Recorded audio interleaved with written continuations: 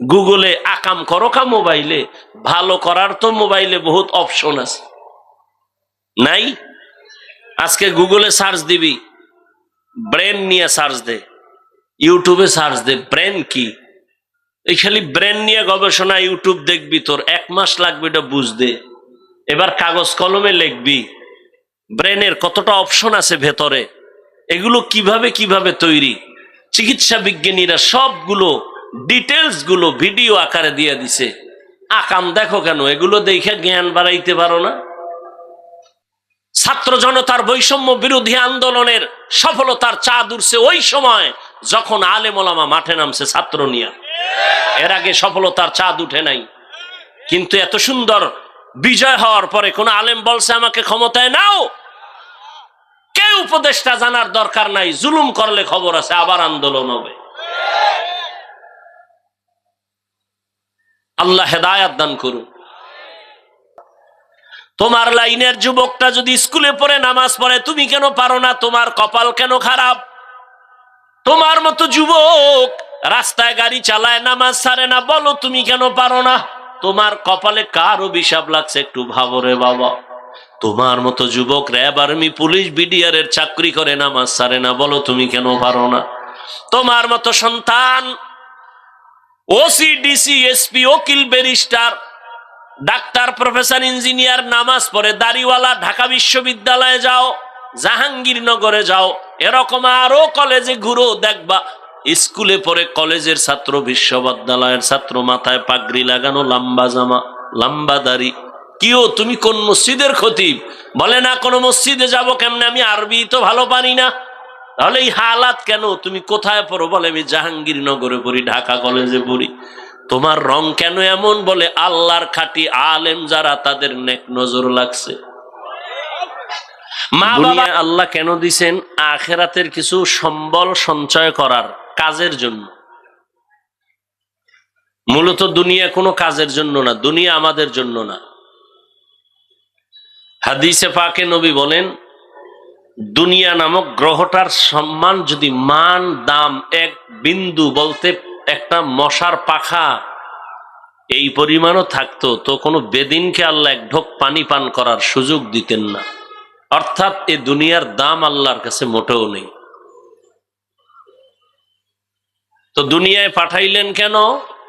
আখিরাতের সম্বল সঞ্চয় করার জন্য। এখান থেকে যা আমরা সঞ্চয় করব, মরণের পরের জিন্দেগিতে আল্লাহ এটা আমাকে দিবেন। হায়াত দেখতে না দেখতে অর্ধেক শেষ। যার বয়স 30 বছর, আল্লাহ যদি বাঁচান তা আর 30। কারণ উম্মতে মুহাম্মদীর হায়াত গড়ে 60 থেকে 70, এর বেশি না। তাহলে 30 বছর যার হায়াত শেষ, আর বাকি 30 আল্লাহ বাঁচাইলে বাঁচবেন। কিন্তু এই 30 বছরে অর্জন কি করছেন? আমার কলিজার যুবক বাবারা এমন কিছু অর্জন করছে যে বাকি 30 বছরও বিফল। এমন কিছু অর্জন করছে এই 30 বছরে যে আল্লাহ যদি আরো 30 বছর বাঁচায় রাখেন তো এই 30 বছরও নষ্ট। মানে মুসলমানদেরকে দুনিয়ার থেকে ঈমান হারা করার জন্য চতুর্মুখী ষড়যন্ত্র চলতেছিল, চলতেছে, চলবে। আমরা বুঝি না। বাংলাদেশে দাঁড়ায় কোনো বেঈমান ইহুদি, খ্রিস্টান, কোনো হিন্দু বলে নাই সকালের মক্তব বন্ধ করে দাও, কেউ বলে নাই। কিন্তু এমন আকাম করছে, এমন অপকৌশল করেছে, এমন চূড়ান্ত চক্রান্ত করেছে যে মুয়াজ্জিন যখন আজান দিতে উঠে, ঠিক সেই টাইমে মা উঠে তার বাচ্চাকে কেজিতে পাঠাবার জন্য। এখন সকালবেলা স্কুলে নিতে হবে সন্তানকে, বই ফ্রি, নাস্তা ফ্রি, গাড়ি ফ্রি। বলা লাগে নাই মক্তব বন্ধ করে দাও, অটো বন্ধ হয়ে গেছে। কিন্তু আমাদের ব্রেন খুব দুর্বল, অনেক ভালো কিন্তু কাজে লাগাই না। দুনিয়ার সমস্ত বিধর্মীদের থেকে মুসলমানের ব্রেন, জ্ঞান, মেধা খুব তাজা। এর মধ্যে আবার 40-এর মধ্যে যাদের মেধা আছে, বয়স আছে, তাদেরটা আরো তাজা। বয়সের কারণে তাদের মেধা একটু দুর্বল। আমার যুবকরা গুনাহ করতে করতে করতে করতে চরিত্র মেধা সব নষ্ট করে ফেলেছে। দুনিয়ার সব বিধর্মীরা মোবাইল হাতে দিয়ে দিছে। হুজুরের হাতেও মোবাইল, যে হুজুর না তার হাতেও মোবাইল। হুজুর তো গান দেখবে না, তো হুজুরের কেমনে এই আকামে ঢুকান যায়, তার এবাদত ক্ষতি কেমনে করা যায়? হুজুর তো গান দেখবে না, মেয়ে দেখবে না, তো কি করা যায়? কয় যে ইউসুফ জুলেখার নাটক বানাও, ফেরাউন আর নমরুদের নাটক বানাও। এই নাটক দিয়া এবার হুজুরদের আটকায় দিছে। হুজুর এখন ইউসুফ জুলেখার নাটক দেখে। আজান হয়ে গেছে, হুজুর নামাজ, হা হা আসতেছে, এই একটু বাকি। কি দেখেন আপনি? কয় না, হারাম কিছু দেখি না। কি দেখেন? কয় ইউসুফ নবীর কাহিনী দেখতেছি। বাস, তার অন্তরে ঢুকছে এটা গুনাহ না। এভাবে দেখতে দেখতে একদিন জামাত শেষ, আর একদিন তার নামাজ কাজা হয়ে গেছে।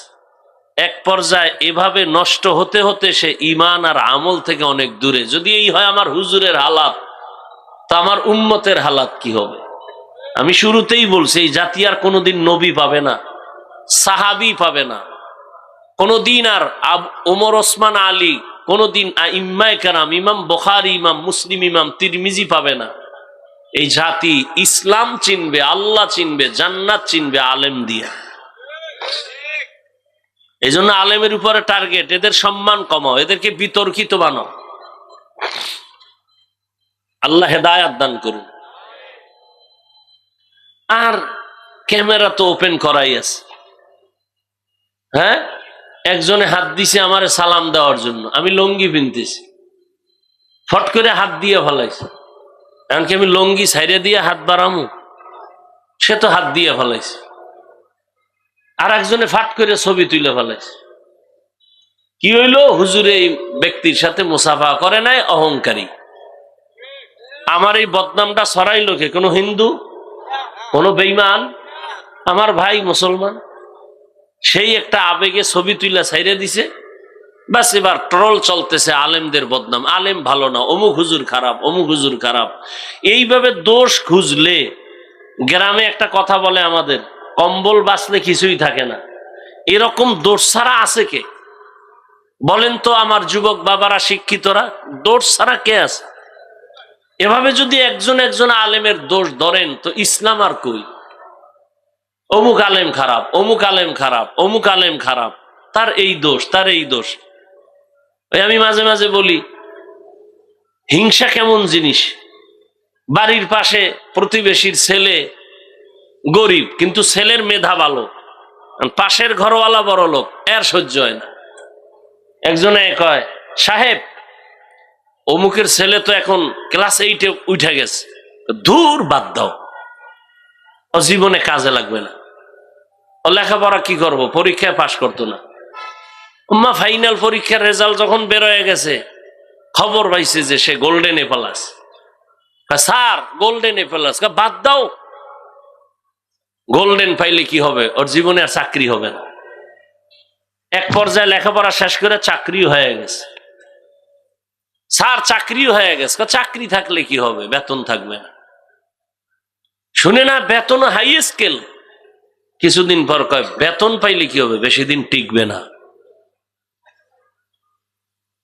এই হিংসার দাবানলে সব আমরা আটকায় গেছি। গীবত করতে করতে করতে করতে করতে করতে প্রত্যেকটা মানুষের মুখ দুর্গন্ধময় হয়ে গেছে। এই পরিমাণ দুর্গন্ধ যে মেসওয়াক কেন, ব্রাশ কেন, কোন মেডিসিনে আর মুখের দুর্গন্ধ যাবে না। কারণ গোশত খাইলে মুখে ব্রাশ করা লাগে না, তো গোশত খাইতেই আছে, খাইতেই আছে, খাইতেই আছে, কোনদিন মুখ ধোয় না, অনবরত গোশত খায়। কির গোশত খায়? মরা ভাইয়ের গোশত খায়। জেন্দারটা খাইলে তো মরাটা, মরা ভাইয়ের গোশত খায় বয়ে বয়া। নবীজি বলেন, এক সাহাবী বদনাম করতেছে, কয় আরে খেলাও দাও, যে দাঁত খুঁজে। কয় না, ওইটা নিয়ে দাঁত খুঁজো কেন? কয় গোশত ঢুকছে দাঁতে। কয় ইয়া রাসূলুল্লাহ, আমি 1 মাস হয়েছে গোশতের লগে দেখা নাই, মাত্র গোশত খাইলা? বলে ইয়া রাসূলুল্লাহ, তার মানে? বলে এই যে তুমি অমুকের বদনাম বললা, আল্লাহর কোরআন মরা ভাইয়ের গোশত খাওয়ার সমতুল্য। খেলাল করো। আল্লাহর রসুল বলছেন গীবত এটা জেনা করার থেকেও মারাত্মক। ইয়া আইয়ুহাল্লাযীনা আমানু জতানিবু কাসীরাম মিনাজ-জন ইন্না বা'যাজ-জন্নি ইসমুন ওয়া লা তাজাসসু ওয়া লা ইয়াগতাব বা'যুকুম বা'যা আইয়ুহিব্বু আহাদুকুম আন ইয়াকুলা লাহমা আখিহি মাইতান ফাকারিহতুমুহু ওয়াত্তাকুল্লাহ ইন্নাল্লাহা তাওয়াবুর রহিম।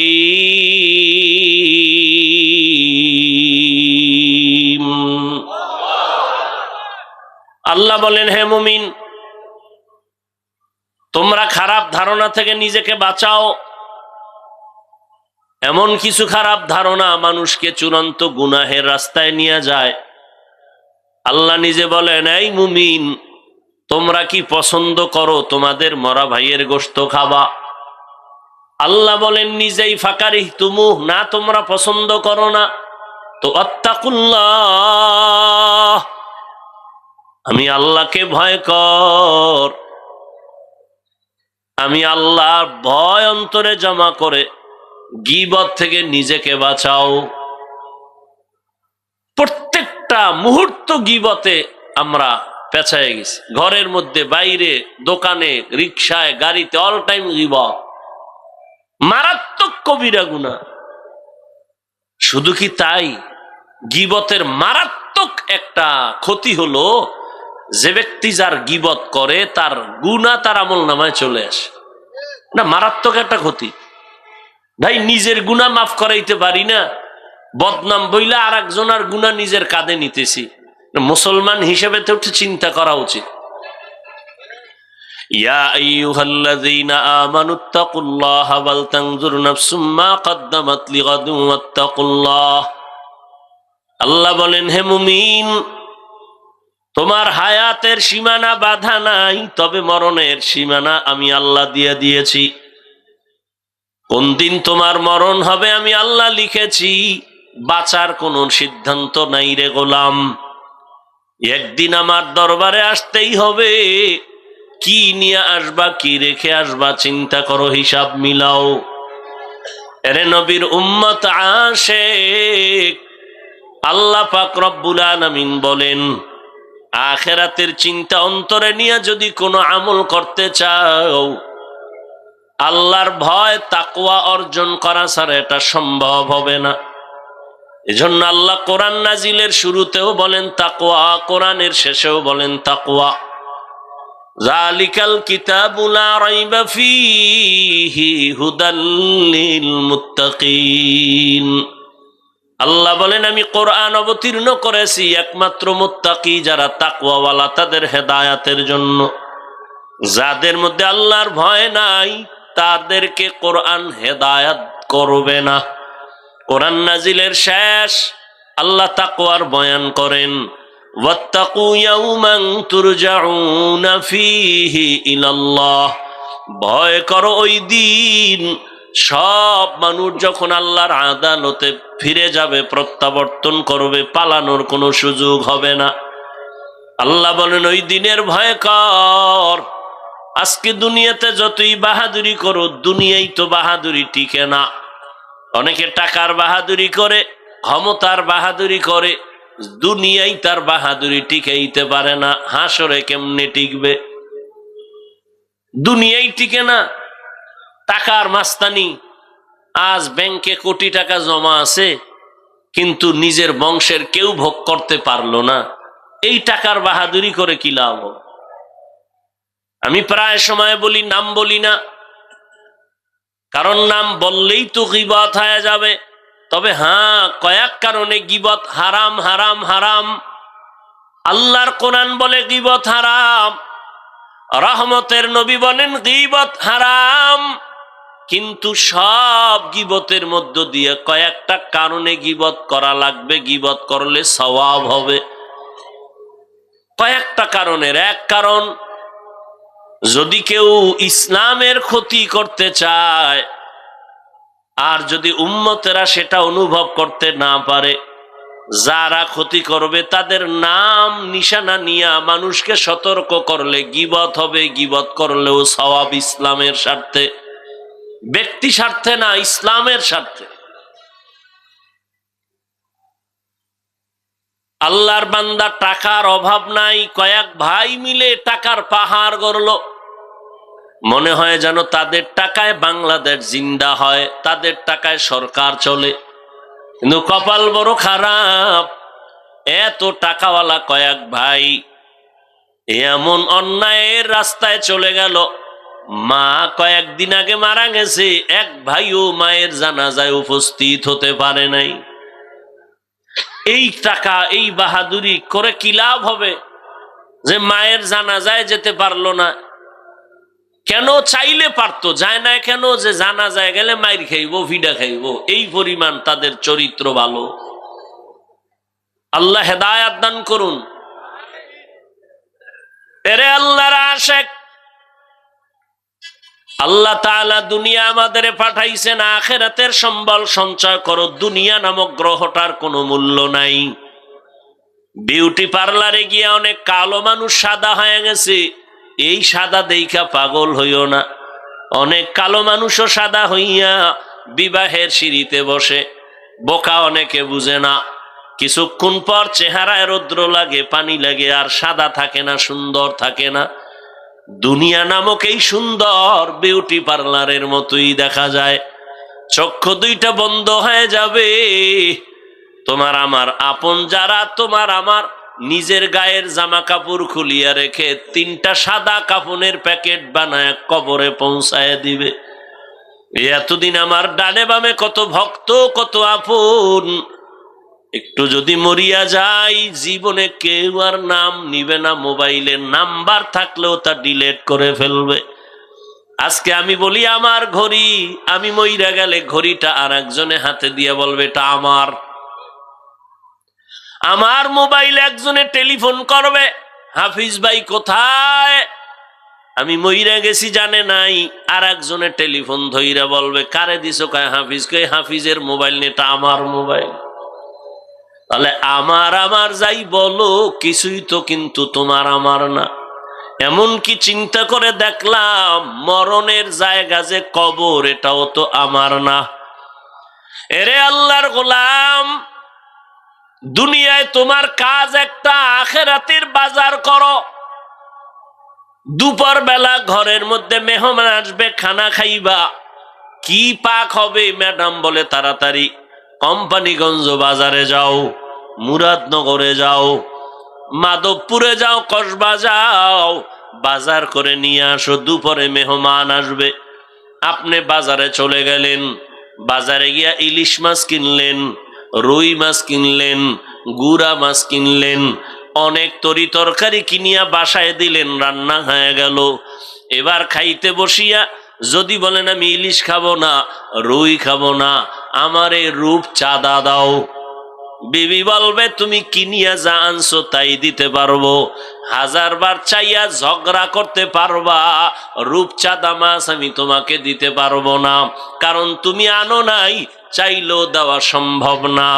বাজারে গেছো বান্দা, বাজারে গিয়ে যদি তুমি বাজার যাই করে ঘরে নাও, খানার বেলায় দুপুরে তাই পাইবা। এই দুনিয়াতে তুমি যে এক কাজ করবা, পরকাল জীবনে তুমি তাই পাইবা। দুনিয়াতে নামাজ আপন বানাও, কবরে হাসরে পলসিরাতে নামাজ তোমাকে সহায় হয়ে কাজ করবে। দুনিয়াতে আল্লাহর কোরআন তেলাওয়াতকে আপন বানাও, কবর পরকাল জিন্দেগি হাসর নাসরে তোমার কোরআন সহযোগিতা করবে। ক্বালা রাসূলুল্লাহি সাল্লাল্লাহু আলাইহি ওয়া আলিহি ওয়াসাল্লাম, ইযা উযিআল মাইয়িতু ফি কবরিহি জাআল কুরআনু ইনদা রাসিহি ওয়াস সালাতু আন ইয়ামিনিহি ওয়াস সিয়ামু আন শিমালিহি ওয়া সাইরুল হাসানাতি ইনদা রিজলাইহি। নবী বলেন মানুষ যখন মরে যায় কবরে রাখে চার জিনিস, চার দিক থেকে তার সহযোগিতায় দাঁড়ায়। মাথার কিনারায় দাঁড়ায় কোরআন, ডান পার্শ্বে নামাজ, বাম পার্শ্বে থাকে তার সহযোগিতার জন্য রোজা, পায়ের কিনারায় থাকবে নেক আমল। ফেরেশতা আসবে প্রশ্ন করার জন্য, নিষেধ করা হবে আসবে না। কে নিষেধ করছো? বলে আমি এই বান্দার প্রিয় বন্ধু কোরআনুল কারীম। ডান পার্শ্বে যাবে আসবা না, কে নিষেধ করছো? বলে আমি তার নামাজ।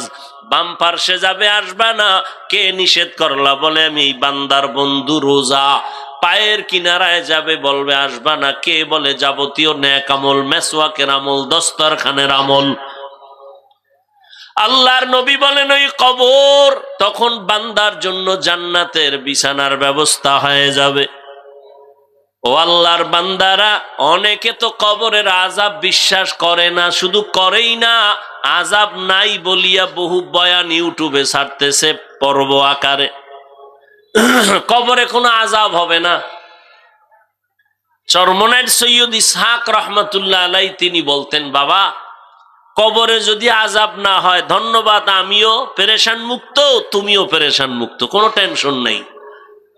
কিন্তু কবরে আযাব হবে এতে সন্দেহ নাই, বহু দলিল। হবে না তোমার কথা মেনে নিলাম। যদি কবরে কোনো আযাব না হয়, আমি টুপিওয়ালারও কোনো চিন্তা নাই, তুমি গাঞ্জাখোরেরও কোনো চিন্তা নাই। কিন্তু কবরে গিয়া যদি দেখো নামাজ না পড়ার কারণে আযাব হয়, বলো বাবা সেই দিন তোমার উপায় কি হবে, আমার উপায় কি হবে? আর আযাব হওয়ার তো দলিল প্রমাণ অভাব নাই। রহমতের নবী হাঁটতেছেন, পেছনে সাহাবায়ে কেরাম হাঁটতেছেন। হঠাৎ নবী দাঁড়ায় বলেন, ও সাহাবায়ে কেরাম দাঁড়াও, ওই যে কবর দেখো, কবরের মধ্যে আযাব চলতেছে, তাড়াতাড়ি আমরা একটু দোয়া করে দেই, কবরের আযাব যেন মাফ হয়ে যায়। নবী দোয়া করলেন, এরপরে কবরের আযাব মাফ হয়ে গেল। আমাদের জাতি ভাইদের মধ্যে একদল প্রশ্ন করেই ফেলবে, হাফিজ ভাই ধন্যবাদ আপনাকে, আজকে নবী কবরের আযাব দেখে দোয়া করলেন, তাহলে আপনারা কেন নবীরে গাইবের মালিক মানেন না?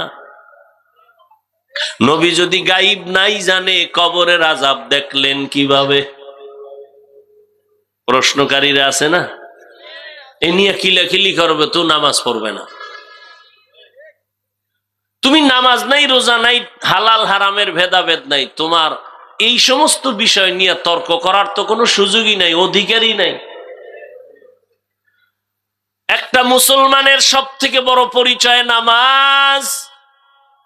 নবী বলেন, বাইনাল আবদি ওয়া বাইনাল কুফরি তারকুস সালাহ।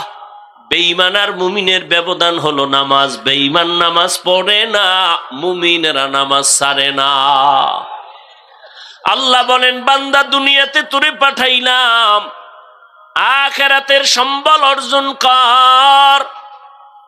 তোর দুনিয়াতে চলার জন্য যা প্রয়োজন সব আমি আল্লাহ অগ্রিম আয়োজন করে দিলাম। দুনিয়াতে চলতে তোর পানির প্রয়োজন, আমি আল্লাহ ফ্রি দিয়ে দিলাম, কোনো বিল লাগবে না।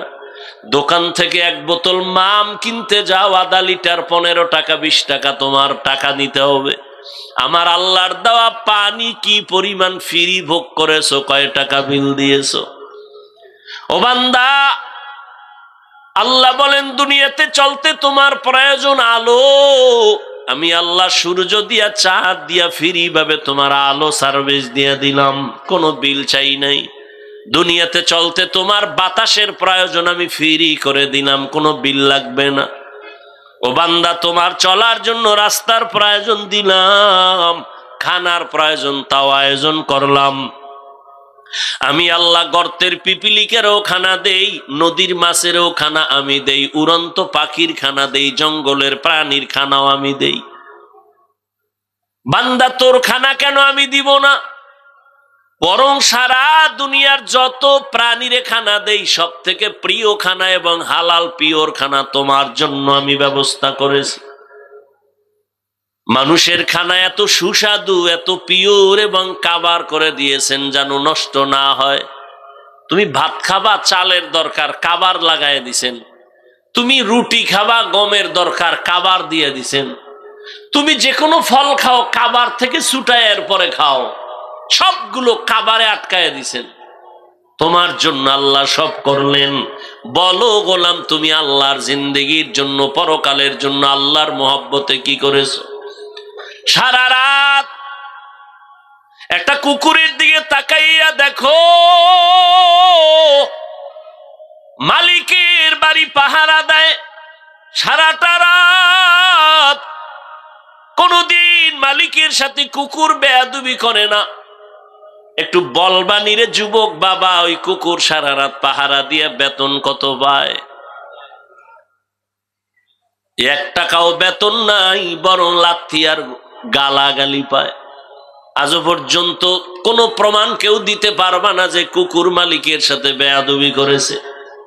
নতুন মেহমান আসছে বাসায়, কুকুর চিনে না, ঘেউ ঘেউ করে আওয়াজ দিছে, মালিক কয় আমার মেহমান থাম। কুকুর ঠান্ডা হয়ে গেল। মালিকের লাথি আর গালি খাইয়াও কুকুর মালিকের সাথে বেয়াদবি করে না। আর তুমি একজন আশরাফুল মখলুক মানুষ, আমার মালিক আমার আল্লাহ, ওই মালিক থেকে তুমি কি পাও নাই? সব তুমি পেয়েছো। আল্লাহর দেয়া পানি তোমার বাবায় দেয় নাই, আল্লাহর দেয়া সূর্যের আলো, চাঁদের আলো, জমিনের ফসল খাও, গাছের ফল খাও, আমার আল্লাহর দেওয়া তোমার বাবা দেয় নাই। রাতের বেলা ঘুমাইয়া যাও, ঘুমের মানুষ তো মরা, ঘুমের সময় তো মরার দোয়াই পড়ে মানুষ। আল্লাহুম্মা বিসমিকা আমুতু, ও আল্লাহ তোমার নামে আমি মরতেছি, তোমার নামে মরে যাইতেছি। এমন মরা মরছে, চোর ঢুইকা সব লয়ে গেছে, টের পায় না কি পরিমাণ মরা মরলো। এমন কি মহিলার কানের অলংকার খুইলা নিয়ে গেছে, টের পায় না। আল্লাহ কয় এই মরাতে তোরে যদি আমি আর না উঠাই, তোর বাবা আর উঠাতে পারবে না। মহামারী করোনার ভেতরে কত প্রাণ আমি নিয়ে গেলাম, করোনার বাতাস কিন্তু তোর গায়েও লাগছে রে যুবক। আমি আল্লাহ তোকে নিয়ে যেতে পারতাম, আমি তোর জীবনটা বোনাস দিয়ে দিলাম, তওবা করে সঠিক পথে চল। মহামারী করোনা আমি আল্লাহ তোরে নেই নাই, তোর আপন কত বন্ধুরে নিয়ে নিলাম। ডেঙ্গুতে তোর কত আপন চলে গেল, আমি তোকে নেই নাই। একই গাড়িতে বসে আছো, অ্যাক্সিডেন্ট হয়ে গেছে, 10 জন মরে গেছে, তোরে নেই নাই। এরে বান্দা, ছাত্র জনতার বৈষম্য বিরোধী আন্দোলনে কত তাজা তাজা প্রাণ চলে গেল, আমি আল্লাহ তোরেও নিয়ে যাইতে পারতাম, আমি তোরে নেই নাই। কয়দিন আর বাহাদুরি করবি? আমার দেওয়া নেয়ামত দিলাম সব তোমার জন্য। ও বান্দা, আখিরাতের সম্বল সঞ্চয় করে নাও, হায়াতটা শেষ হয়ে গেলে আর তোমার ডানে বামে কাউকে পাইবা না। ও আল্লাহর গোলাম, আল্লাহ পাক এ কথা তোমাকে বলে না যে তুমি ব্যবসা ছাড়ো, চাকরি ছাড়ো, তুমি 24 ঘন্টা আল্লাহর হুকুম মতো জিকির করো। আল্লাহ আইন করেন নাই, বরং আল্লাহ কত দয়াময়, 24 ঘন্টার প্যাকেট বানায় আমি রাত আর দিনকে মানুষের দিয়ে দিলাম, এর বাইরে কেউ চলার উপায় নাই। তবে এই 24টা ঘন্টার থেকে 22 ঘন্টা সময় তোমার ব্যক্তি কাজে দিয়ে দিলাম, যাও এই 24 ঘন্টার 22 ঘন্টা তুমি ব্যবসা করো, চাকরি করো, লেখাপড়া করো, পার্সোনাল কাজে ব্যয় করো। থাকলো কয় ঘন্টা? মাত্র 2 ঘন্টা সময়। এটা তুমি আল্লাহর মোহাব্বতে, আখেরাতের তোমার কল্যাণে, আখেরাতের জন্য তুমি রিজার্ভ করে দাও। তাও একত্রে না। যদি বলতাম একটানা 2 ঘন্টা তেলাওয়াত করতে হবে, বান্দা তোর কষ্ট হতো। আমি যদি বলতাম 2 ঘন্টা একসাথে নামাজে দাঁড়াতে হবে, তোমার কষ্ট হতো। আমি আল্লাহ 22 ঘন্টা তো আলাদা দিয়েই দিলাম, বাকি যে 2 ঘন্টা এটা আমার জন্য না, তোমার কল্যাণে আখেরাতের অ্যাকাউন্টে জমা রাখবা। তাও একত্রে না, ভাগ করে দিছি, যাতে তোমার ব্যবসার ক্ষতি না হয়, চাকরির ক্ষতি না হয়, লেখাপড়ার ক্ষতি না হয়। বলে তা কেমনে? ফজরের 4 রাকাত নামাজে 20 মিনিট দাও, এরপরে তুমি আবার দোকানে চলে যাও, দীর্ঘ টাইম দোকানদারি আর অফিস করে আবার জোহরের 10 রাকাত নামাজে তুমি আবার 20 মিনিট দিয়ে আবার দোকানে যাও, অফিসে যাও। তোমার ব্যক্তিকা শেষ, আবার এক ফাঁকে আইসা 20 মিনিট দিয়ে আসরের 4 রাকাত নামাজ পড়ে আবার দোকানে যাও। আবার মাগরিবের 5 রাকাত নামাজে 20 মিনিট দিয়া চলে যাও দোকানে, অফিসে, ব্যক্তিগত কাজে। আবার কিছুক্ষণ পরে 9 রাকাত নামাজে সার সময় 20 মিনিট সময় দিয়া বাসায় যাও। বাসায় যাইয়া মা বাবা, পরিবার, সন্তানের হক আদায় করে ঘুমিয়ে পড়ো। আবার ঘুম থেকে উঠা 4 রাকাত নামাজে 20 মিনিট সময় দাও। তাহলে 20 মিনিট কইরা সময় দিয়ে তোমার যেন চাকরিরও ক্ষতি না হয়, ব্যবসার ক্ষতি না হয়, লেখাপড়ার ক্ষতি না হয়। এইভাবে আমি আল্লাহ তোরে দয়া কইরা ভাগ করে দিলাম। তোর ব্যবসারও বন্ধ করতে বলি নাই, চাকরিরও ক্ষতি করি নাই। ফাঁকে ফাঁকে গিয়া 20 মিনিট 20 মিনিট 20 মিনিট 20 মিনিট সময় দিয়া নামাজ পড়বি। আমি আল্লাহ মুয়াজ্জিনের দিয়া ডাকতেছি, তাড়াতাড়ি আয়, আসসালাতু খায়রুম মিনান নাওম। ও বান্দা, তোর ব্যবসায় পাগল হইয়া দুনিয়ায় এমন মজা পাইছো, ফজরের হাজিরায় তোরে মসজিদে পাওয়া যায় নাই। আমি আল্লাহ রাগ করিয়া খানা বন্ধ করি নাই, বাতাস বন্ধ করি নাই, সূর্যের আলো বন্ধ করে দেই নাই। তুই দরওয়াজা জানালা বন্ধ করে সারাটা রাত একটা মোবাইল হাতে নিয়ে কবিরা গুনাহ কবিরা গুনাহ কবিরা গুনাহ দেখে দেখে রাত কাটাইছো। আল্লাহর দেওয়া রাতের ঘুম ছিল তোর শরীরের জন্য মহা ঔষধ। বান্দা, তুই ঔষধ ব্যবহার করো নাই, সারা রাতের ঘুম তুই গুনাহ দেখা দেখা কাটায় দিছো। চেহারাটা আয়নার কাছে নিয়ে দেখ, তোর চেহারার মধ্যে কোনো নূর নাই। আমি আল্লাহ তোর গুনার কারণে, তোর মা জানে না, বাবা জানে না, আমি আল্লাহ তো দেখছি তুই কানের মধ্যে গানের তার লাগায় সারা রাত গুনার কাজ করেছো। আমি আল্লাহ রাগ করিয়া পানিও বন্ধ করি নাই, এমনকি ঘুমের মধ্যে তোর চেহারাও পাল্টাই নাই। যে অন্য নবীর উম্মতের চেহারা পাল্টাইছিলাম, তোরটা পাল্টাই নাই কেন? আমার মায়ার নবীর উম্মত, এই জন্য পাল্টাই নাই। তুই আমার মায়ার নবীর উম্মত। আমি আমার নবীরে কতটা মায়া করি। মুসা নবী আমার বন্ধু, ঈসা নবী আমার বন্ধু, ইব্রাহিম আমার বন্ধু, ইউসুফ নবী আমার বন্ধু, ইসমাইল আমার বন্ধু, মুহাম্মদ আমার বন্ধু। তবে ব্যবধান, সব নবী রাসূল আমি আল্লাহ তাআলার আশিক, আর আমি আল্লাহ নিজে শুধু মুহাম্মদের আশিক। ইমামুল আউয়ালিনাল আখিরিন বহরে সাদকা রাহমাতাল লিল আলামিন। কেমন নবী! ওই নবীর উম্মত হওয়ার কারণে তোর গুনার করার পরও চেহারা পাল্টাই নেই। অন্য নবীর উম্মতেরা গুনাহ করলে আমি ঘুমের মধ্যে চেহারা পাল্টায় বানর বানায় দিতাম, শূকরের মতো বানায় দিতাম। তুই এর থেকে গুনাহ কম করো না, পাল্টাই না কেন? তুই যে আমার মায়ার নবীর উম্মত। তবে দুনিয়ায় কিছু না কইলেও তোর করা ঘন্টায় হিসাব নিব, রেডি থাক। এরে গোলাম, ফজরের নামাজে ডাকছি আও নাই, আবার আমি জোহরে ডাক দিলাম হাইয়া আলাস সালাহ, তোরে জোহরের হাজিরায় পাওয়া যায় নাই। রাগ না করি আবার আসরে ডাকা হলো, আসরও তোরে পাওয়া যায় নাই। মাগরিবে ডাকা হলো, তুই নাই। ব্যবসা ব্যবসা, চাকরি চাকরি, ব্যক্তি কাজে ব্যয় করিয়া মাগরিবেও নাই, এশার নামাজেও তোরে পাওয়া যায় নাই। আমি আল্লাহ রাগ এখনো করি নাই, বরং আমি আল্লাহ এবার নিজে রেডি হয়ে গেছি, তোরে ডাকতে আমি আসতেছি। এবার আমি আসতেছি, এতক্ষণ মুয়াজ্জিনের দিয়ে ডাকাইছি, এবার আমি আসতেছি। রাতের যখন গভীর, প্রথম আসমানে আমার আল্লাহ হাজির। অতিও গভীর হয় রজনী যখন, নীরবে প্রভুর নাম জপিও তখন। প্রভুর করুণা যদি পাইবারে চাও, গভীর রাতে উঠে প্রভুর গুণগান গাও। জোহরে পাই না, আসরে পাইলাম না, ফজরে পেলাম না, মাগরিবে পেলাম না, এশায় পেলাম না।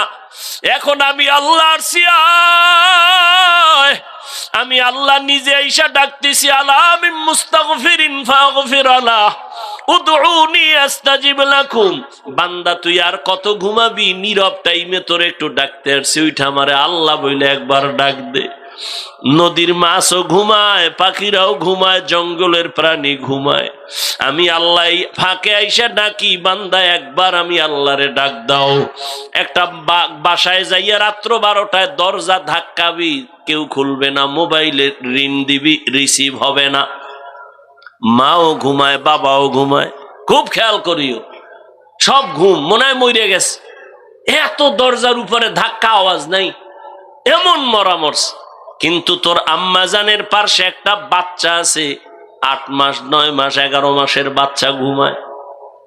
দেখ ঘরের দরজাগুলো এত জোরে জোরে আঘাত করে, মা টের পায় না, মোবাইলে রিসিভ হয় না, রিং হইতেছে, বাহির থেকে রিংটোন আমি শুনতেছি, কিন্তু আমার ঘরের মা শুনে না, ম্যাডাম শুনে না। কিন্তু আম্মাজানের পাশে বাচ্চাটা হালকা করে একটু আওয়াজ দিছে, মা সজাগ হয়ে গেছে। ও বান্দা নজর কর, আমি আল্লাহ তোরে কত আদর করে বানাইছি। আমি আল্লাহ তোরে ভোর রাত্রে, এমন একটা রাত্র নাই যে আমি আইসা তোরে ডাকি না। তোর কি প্রয়োজন বল, তোর টাকা নাই বল, তোর গুনাহ করছো আমার কাছে বল, ভোর রাতে আমি আল্লাহরে ডাক দে। ওরে একটা বাচ্চা যখন মাকে আম্মু বলে ডাক দেয়, যত ঠান্ডা থাক না কেন, কাঁচা ঘুমেও যদি মা থাকে, বাচ্চা যখন আম্মু কয়া ডাক দিছে, মায়ের ঘুম ভেঙে গেছে। বাচ্চা কয় আম্মু আমি বাথরুমে যাবো, মাত্র মা ঘুমাইছে, কাঁচা ঘুম, মা সব ফালাইয়া বাচ্চা নিয়ে বাথরুমে, বাবা তো ঘুমায়, কোনো খবর নাই। আল্লাহ বলেন দেখ তোর মা আসল কাঁচা ঘুম বাদ দিয়ে তোর একটা ডাক শুই না তাড়াতাড়ি বাথরুমে নিয়ে গেছে। আইসা মা শুইছে, আবার আর একটা বাচ্চা ডাক দিছে, আমার গরম লাগে কাঁথা দাও, ঠান্ডা লাগে কাঁথা দাও, লেপ কম্বল দাও। মা আবার ওই বাচ্চার আবদার পূরণ করে। ওই মায়ের থেকে তো 99 গুণ মায়া আমি আল্লাহর বেশি। ও বান্দা তুই জীবন ভর অন্যায় করিয়া যদি একবার মুহাব্বতে ডাক দাও আল্লাহ, ওরে বাচ্চার ডাকে যদি মার কলিজা ঠান্ডা হয়, মায়া জন্মায়, আমি আল্লাহরে যদি একবার আল্লাহ বলে ডাক দাও, আমার কেন মায়া হবে না? আমি তো আলাদা কোনো সন্তান জন্ম দেই নাই, কারো থেকেও জন্ম আমি নেই নাই। ও বান্দা এত আদর করে তোরে বানাইছি, আমি আল্লাহ তোর ব্যবসা চাকরি লেখাপড়া বন্ধ করে বলি নাই আমারে ডাক দে। বান্দা তুই ঘুমাবি ঠিক, তবে ভোর রাতের ঘুম তোর স্বাস্থ্যের জন্য ক্ষতি ক্ষতি ক্ষতি। এই যে রাতের ঘুম শরীরের জন্য খোদার কসম শরীরের মহা ঔষধ ফ্রি। তবে চিকিৎসা বিজ্ঞানীরা লিখেছে